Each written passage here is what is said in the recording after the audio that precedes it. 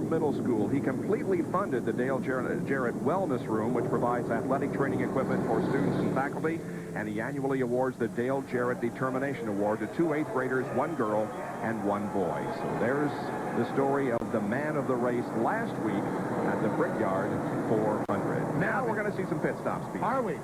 Well, what are we going to see pit stops? I mean, right now, Wally Dallenbach pitted. He can go the rest of the way. He would be the leader if they all pit. Jeff Bodine, we know he can go the rest of the way with 4 fresh tires. But these guys, I think, are going to have some gasoline. Will they do it now? Looks like they are.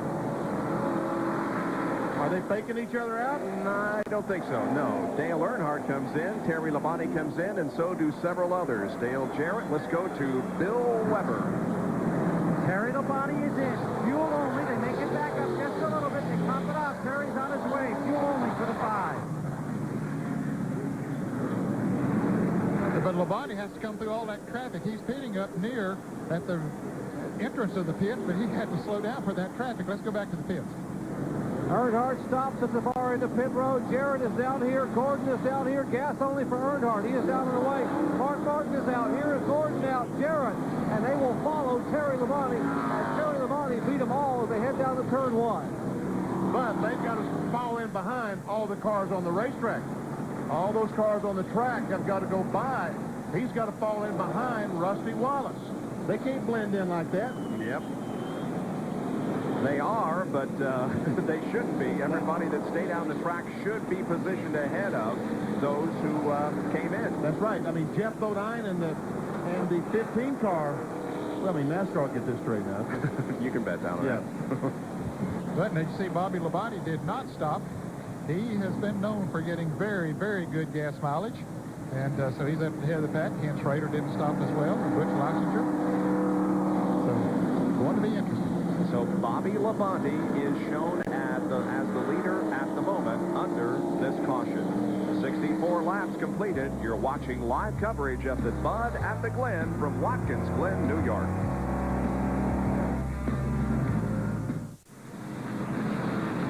Field under caution here at Watkins Glen because of Ricky Craven's stalled car. Should be going back green before too much longer. We have had several cars that came in for a pit stop, but they may have been in violation, or some of them may have been in violation. Well, they've already sorted themselves out because Wally Dallenbach and Jeff Bodine have passed them. But that's Jimmy Cox, the stop and go man. That's him there. As these cars are coming off pit road, you'll see the sign the green sign that he's holding, that says go. The other side of that says stop. And that's what those drivers are seeing as they go by pit road, but they continue going on because they're all trying to establish who's going to be in front of who. But they now have fallen behind the cars that were on the racetrack. Terry Labonte's crew, interestingly, looking on to... There we see Bob Labonte right in the middle. So there we see Labonte now is behind Jeff Bodine. And if new tires are worth anything, Bodine has them, and these other cars don't have them.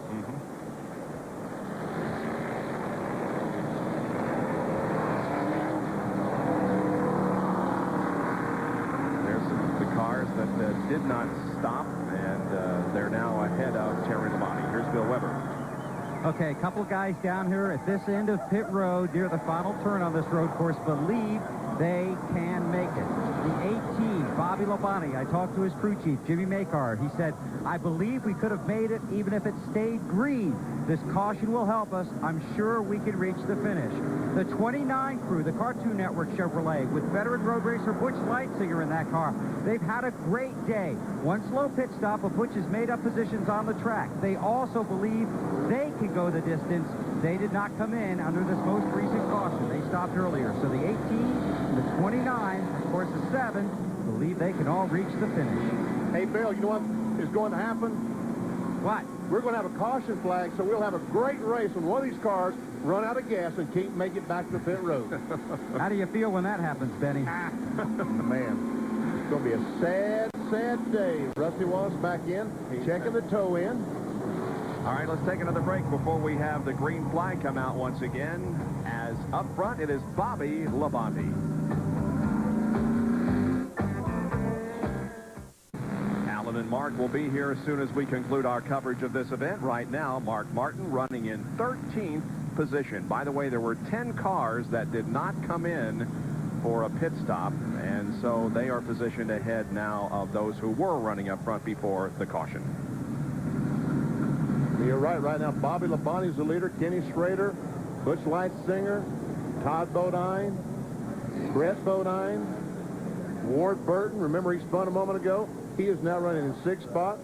Johnny Benson has stayed out there.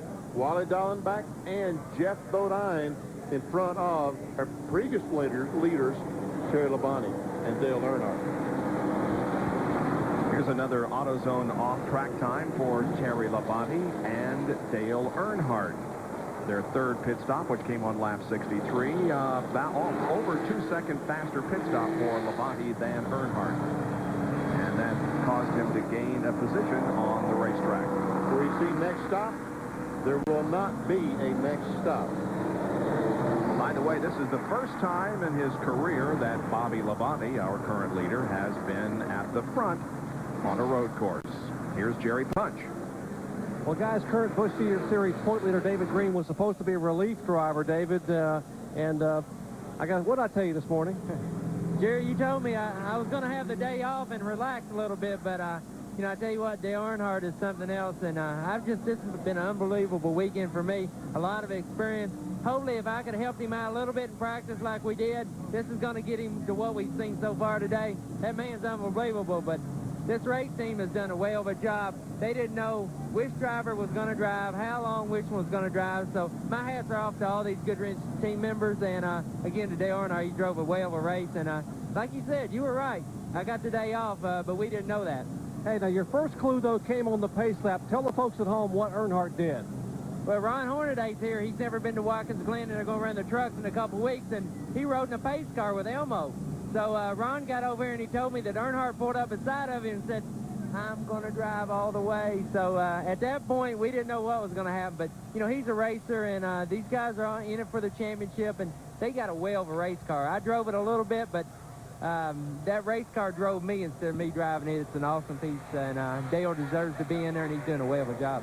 Hey, quite a compliment to you that they picked you to drive the car. And by the way, you're looking awful dapper in your Goodrich uniform here. But next week at Michigan, back to the Caterpillar team. Right, and, I want to thank all those guys. Those guys gave me a break to get good on all these racetracks, and thanks to them, they've showcased my name a little bit. But, thanks to Richard Childers, all these guys, Bobby Hutchin, David Smith, these guys been over backwards just like I was Dale Earnhardt, and Dale has been also. He's been really, really good. David Green, sort of like the Maytag repairman today, awful lonely here in the pits, and that's where he'll stay until they wave the checkered flag. Bob? We'll have coverage of the BGN and Winston Cup race from Michigan next week. Well, it was the Dale and Dale show. We've seen it many times in Winston Cup competition. That's the way it was when it started today, with Earnhardt on the pole and Jarrett alongside in row number 1.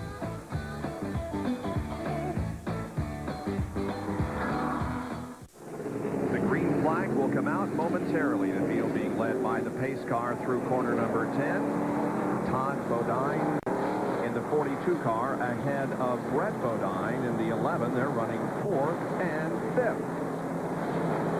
The guys trying to find a Winston Cup ride for 1997.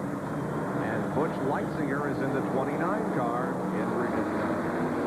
The car that Greg Sachs has been driving recently, but they called on the road racing expert Butch Lightzinger here this weekend. The green flag comes out. We're back to racing. Bobby Labonte, Ken Schrader, and Schrader may be making a move in 1. Yep, and there we see Jeff Bodine trying to get on the inside of Andretti.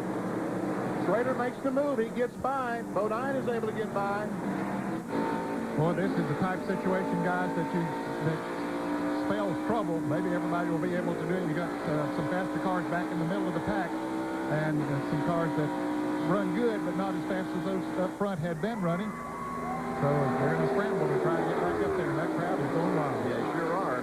Ken Schrader has the lead, but they're 3 wide in the inner loop net. Boy, you can't do that. They did get down to single file. I don't know how they did that, Bob, but they were smart to do it. So could this be the day for the Budweiser sponsored car, the Bud at the Glen? There's John Andretti getting pushed into the outer lane and passed. We look back from Schrader's car to the Bobby Labonte machine running